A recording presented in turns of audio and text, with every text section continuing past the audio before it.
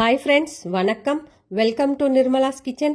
இன்னைக்கு நம்ம வந்து ஸ்வீட் ரெசிபி தாங்க பார்க்க போறோம். அதாவது இது சுரல் பூரின்னு சொல்லுவாங்க, இல்லாட்டி நம்ம வந்து மடக்கு பூரின்னு சொல்லுவோம்.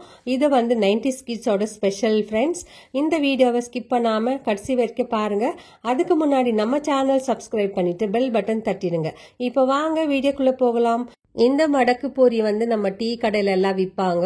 அந்த பூரி தான் நம்ம இன்னைக்கு செய்ய போறோம். முதல்ல நம்ம வந்து ஒரு மிக்சிங் பவுல் எடுத்துக்கலாம். அதுல வந்து நான் 2 கப் அளவுக்கு மைதா மாவு சேர்த்துக்கிறேன். 2 கப்பு மைதா மாவு சேர்த்துட்டு அதுல வந்து கொஞ்சமா உப்பு சேர்த்துக்கிறேன். ஒரு 1/4 டீஸ்பூன் அளவுக்கு நான் உப்பு சேர்த்துக்கிறேன். அதுக்கப்புறம் 1/4 டீஸ்பூன் அளவுக்கு நான் வந்து கலர் சேர்த்துக்கிறேன். இது கலர் வந்து எல்லோ கலர் சேர்க்கிறேன். நான் கலர் வேண்டானா நீங்க வந்து இது கூட சேர்த்துக்கலாம், மஞ்சள் கூட சேர்த்துக்கலாம். அதுக்கப்புறம் நான் வந்து 1 கப் அளவுக்கு, சின்ன கப் அளவுக்கு நான் வந்து எண்ணெய் சேர்த்துக்கிறேன். எண்ணெய் தேவையில்லைன்னா நீங்க வந்து நெய் கூட சேர்த்துக்கலாம். நெய் வந்து உருக்கிட்டு நீங்க சேர்த்துக்கலாம். எனக்கு வந்து நெய் வேணான்றதுனால நான் வந்து இன்னைக்கு எண்ணெய் சேர்த்து தான் செய்யறேன். மிக்ஸ் பண்ணிட்டு நமக்கு வந்து கையில பிடிச்சோம்னா இது வந்து ஒரு பால் மாதிரி ஷேப்ல பிடிக்கணும். அது வரைக்கும் நம்ம வந்து பிசைஞ்சு கொடுக்கலாம். அதுக்கப்புறம் நம்ம வந்து தண்ணி சேர்த்துட்டு இப்போ வந்து நம்ம பிசையலாம். இப்போ பாருங்க, நான் வந்து 1 டம்ளர் தண்ணி எடுத்திருக்கேன். அதில் வந்து எனக்கு 1/4 பாகம் தான் யூஸ் ஆச்சு. அதை வந்து கொஞ்சம் கொஞ்சமா ஊற்றிட்டு நம்ம வந்து சப்பாத்தி மாவு அளவுக்கு நம்ம பிசைஞ்சிக்கலாம். தண்ணி வந்து ஒரே முறை சேர்த்துடக்கூடாது. நமக்கு வந்து பதம் தெரியணும். அதனால நம்ம கொஞ்சம் கொஞ்சமா தண்ணி சேர்த்துட்டு நம்ம நல்லா ஒரு சப்பாத்தி மாவு அளவுக்கு நம்ம வந்து கெட்டியா பிசைஞ்சிக்கலாம். பிசைஞ்சிட்டு இதை வந்து வைக்கலாம். நம்ம இந்த பூரியை வந்து ரொம்ப ஈஸியாக செஞ்சு முடிச்சிடலாம் ஃப்ரெண்ட்ஸ். இது வந்து ஃபெஸ்டிவலுக்கு தான் செய்யணும்னு இல்லை, சும்மா கூட நம்ம வீட்டில் செஞ்சு டீ டைமுக்கு சாப்பிடலாம் இந்த பூரியை. இப்போ பாருங்க, நான் வந்து பிசைஞ்சின்னு இருக்கேன். இந்த மாவை வந்து நல்லா நம்ம சப்பாத்தி மாவு பதத்துக்கு பிசைஞ்சிட்டு வைக்கலாம். இதை வந்து மூடி போட்டு வைக்கலாம். பாருங்க, இப்போ நான் வந்து ஃபுல்லாகவே பிசைஞ்சு முடிச்சுட்டேன். இது மேலே கொஞ்சம் எண்ணெய் தடவிட்டு நம்ம வச்சிடலாம். இதை வந்து மூடி போட்டு வைக்கலாம்.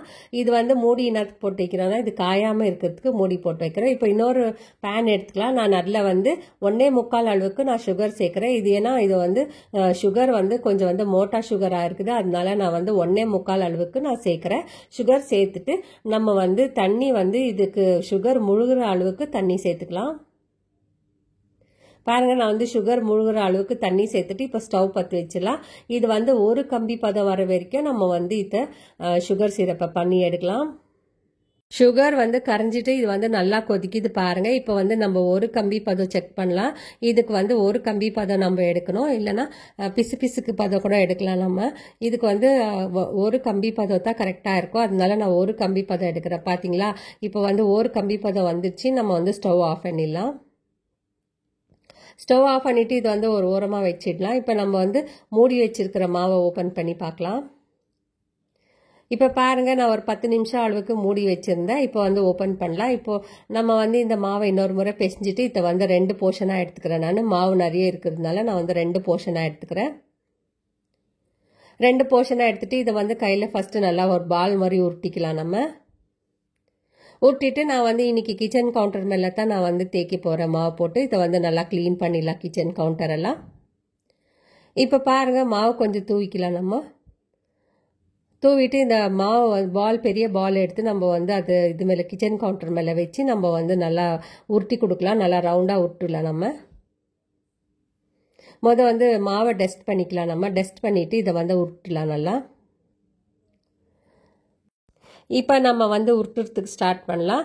இது வந்து ரொம்ப தின்னாவோ ரொம்ப திக்காவோ இல்லாத மாதிரி மீடியம் சைஸ் இருக்கிற மாதிரி நம்ம வந்து உருட்டி எடுத்துக்கலாம்.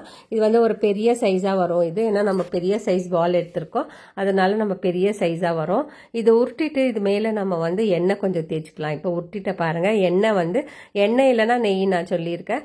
நான் வந்து எண்ணெய் தான் தேய்க்க போகிறேன். இப்போ எண்ணெய் தேய்ச்சிட்டு ஃபுல்லாக ஸ்ப்ரெட் பண்ணி விட்டுலாம். எல்லா பக்கமும் ஸ்ப்ரெட் பண்ணிவிட்டு மாவை வந்து கொஞ்சம் ஸ்ப்ரிங்கிள் பண்ணிடலாம். இது மேலே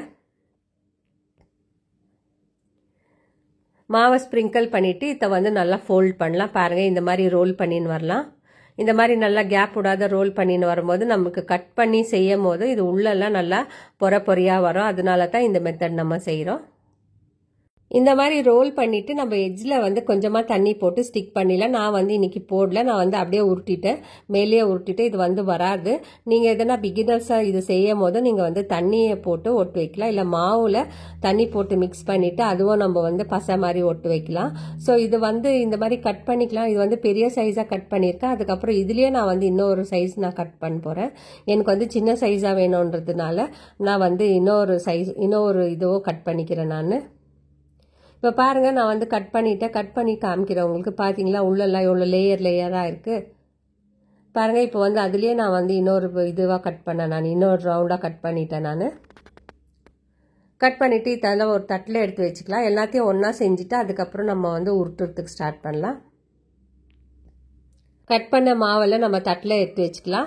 இப்போ பாருங்கள், நான் வந்து உருட்டுறேன். நான் வந்து ஒரு மாவை எடுத்துகிட்டு இந்த பக்கம் ஒரு 2 உருட்டு, பின்னால் பக்கம் ஒரு 2 உருட்டு, மேலே பக்கம் ஒரு 2 உருட்டு உருட்டிட்டு நம்ம வந்து லேசாக தான் உருட்டு போகிறோம். ரொம்ப ப்ரெஸ் பண்ணி உருட்டாதீங்க, அது வந்து ஒட்டிடும், நமக்கு வந்து லேயராக கிடைக்காது. இப்போ பாருங்கள், நான் வந்து லேசாக தான் நான் வந்து உருட்டுறேன். இது வந்து உருட்டிட்டு நம்ம தட்டில் எடுத்து வச்சுக்கலாம். எல்லாத்தையும் எண்ணெயில் ஃப்ரை பண்ணுறதுக்கு முன்னாடி நம்ம வந்து இந்த மாதிரி எல்லாத்தையும் உருட்டி எடுத்து வச்சுக்கணுமோனா நமக்கு வந்து ஈஸியாகும். பாருங்கள், நான் வந்து எல்லாத்தையும் உருட்டி எடுத்து வச்சுருக்கேன். எனக்கு வந்து 2 கப் அளவு மாவுக்கு இவ்வளோ வந்தது, இன்னும் கூட இருக்குது. ஸோ இப்போ வந்து கடாய் வச்சுக்கலாம். நம்ம கடாய் வச்சுட்டு கடாய் சூடாக இருந்தோம், அதில் வந்து தேவையான அளவு எண்ணெய் சேர்த்துக்கலாம். நம்ம பொரிக்கிறதுக்கு தேவையான அளவு எண்ணெய் சேர்த்துக்கலாம். இப்போ எண்ணெய் காஞ்சிடுச்சு, மிதமான சூடில் தான் நான் வந்து பொரிக்க போகிறேன். இது இப்போ நம்ம வந்து இந்த சுருள் பூரியை சேர்த்துட்டு நம்ம வந்து பொரிச்சு எடுக்கலாம்.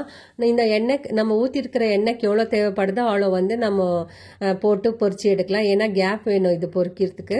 நல்லா ஒரு கோல்டன் ப்ரௌன் வர வரைக்கும் நம்ம வந்து இது நல்லா பொரிச்சு எடுக்கலாம்.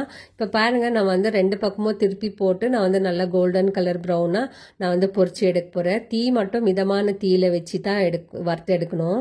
இப்போ பாருங்கள், இன்னும் கொஞ்சம் கலர் ஆகணும். இது ஆல்ரெடி கொஞ்சமாக கலர் ஆகிருக்கு. இப்போ வந்து ஃபுல்லாகவே நம்ம வந்து பொரிச்சு எடுத்துட்டோம். இப்போ வந்து நம்ம எடுத்து வேறு பாத்திரத்தில் சேர்த்துக்கலாம். இப்போ நான் வந்து பொரிச்சதெல்லாம் எடுத்துட்டு வேறு பாத்திரத்தில் நம்ம வந்து சேர்த்துட்டு இதை வந்து வைக்கலாம் கொஞ்ச நேரம். இப்போ சூடாக இருக்குது. இப்போ பாருங்கள், நல்லா பொரிஞ்சு வந்திருக்கு இந்த பூரி. இப்போ வந்து நம்ம சுகர் சிரப்பில் சேர்த்துடலாம். சுகர் சிரப் வந்து நல்லா கொஞ்சம் ஆறி இருக்கணும், அதுக்கப்புறம் தான் நம்ம வந்து இதை சேர்க்க போகிறோம், இந்த பூரிங்களை சேர்க்க போகிறோம். இப்போ பாருங்கள், நான் வந்து ஒன்றா சேர்த்துட்டு இது வந்து கொஞ்சம் நேரம் அதுலேயே இருக்கட்டும். ஊறின பிறகு நம்ம இன்னொரு சைடும் நம்ம திருப்பி போடலாம். இது ரொம்ப ஊறணும்னு அவசியம் இல்லை. இந்த மாதிரி ஊறிட்டு 2 பக்கமும் நல்லா ஊறின பிறகு நம்ம எடுத்து வேறு தட்டில் ட்ரான்ஸ்ஃபர் பண்ணிக்கலாம். இல்லை உங்களுக்கு சாஃப்டாக வேணும்னா இன்னும் கொஞ்சம் நேரம் கூட நீங்கள் வந்து சுகர் சிரப்லேயே வச்சுட்டு நம்ம ஊறுற வரைக்கும் நல்லா வச்சுட்டு நீங்கள் அதுக்கப்புறமா எடுக்கலாம். நீங்கள் இது வந்து 2 பக்கமும் நல்லா ஊறிடுச்சு. நம்ம வந்து எடுத்துட்டு வேறு தட்டில் ட்ரான்ஸ்ஃபர் பண்ணிக்கலாம். நம்ம சுகர் சிரப்பில் ஊற வச்சதெல்லாம் நம்ம எடுத்து வேறு தட்டில் வச்சுக்கலாம். இப்போ இது வந்து நல்லா ஊறிடுச்சு. அதுக்கப்புறம் நான் வந்து உங்களுக்கு காட்டுறேன் எப்படி வந்திருக்குன்னு. இப்போ நான் வந்து வேறு தட்டில் ட்ரான்ஸ்ஃபர் பண்ணி எடுத்து வச்சுருக்கேன். இப்போ வேறு தட்டில் நான் மாற்றி காமிக்கிறேன் பாருங்கள். தட்டில் வந்து வச்சிடலாம். இப்போ பாருங்கள், நான் வந்து செஞ்சுருக்கிறதெல்லாம் அரேஞ்ச் பண்ணி காட்டுறேன். நான் எவ்வளோ நல்லா வந்திருக்கு, லேயராக வந்திருக்கு. ஸோ இதுக்கு வந்து பேர் வந்து காஜா ஸ்வீட்டுன்னு சொல்லுவாங்க, சுருள் பூரின்னு கூட சொல்லுவாங்க இதுக்கு பேர். இது வந்து நம்ம சின்னதாக இருக்கும் போது நிறைய சாப்பிட்ருப்போம் இது கடைகள்லாம் வாங்கி. இப்போ வந்து நம்ம வீட்லேயே செய்கிறோம். பாருங்கள், இப்போ வந்து நான் அரேஞ்ச் பண்ணிவிட்டேன். எவ்வளோ நல்லா வந்திருக்கு பார்த்தீங்களா பூரி. இதை வந்து நான் கட் பண்ணி காமிக்கிறேன் உங்களுக்கு எவ்வளோ நல்லா வந்திருக்குன்னு. ஃப்ரெண்ட்ஸ், வீடியோவை சப்ஸ்கிரைப் பண்ணிவிட்டு அதுக்கப்புறம் லைக்ஸ் கொடுத்துட்டு பாருங்கள் ஃப்ரெண்ட்ஸ். இப்போ நான் வந்து ஒரு பூரி கட் பண்ணி காமிக்கிறேன் உங்களுக்கு. பாருங்கள், எவ்வளோ நல்லா ஷைனிங்காக இருக்குது மேலே. இப்போ வந்து நான் கட் பண்ணி காமிக்கிறேன். உள்ளே வந்து நல்லா லேயராக வந்திருக்கு. பாருங்கள், நான் லேயராக வந்திருக்கு. ஸோ நீங்களும் இதை ட்ரை பண்ணி பாருங்கள். இந்த வீடியோ உங்களுக்கு பிடிச்சிருந்துச்சுன்னா லைக் பண்ணுங்கள், ஷேர் பண்ணுங்கள், சப்ஸ்கிரைப் பண்ணுங்கள். தேங்க்யூ, பாய்.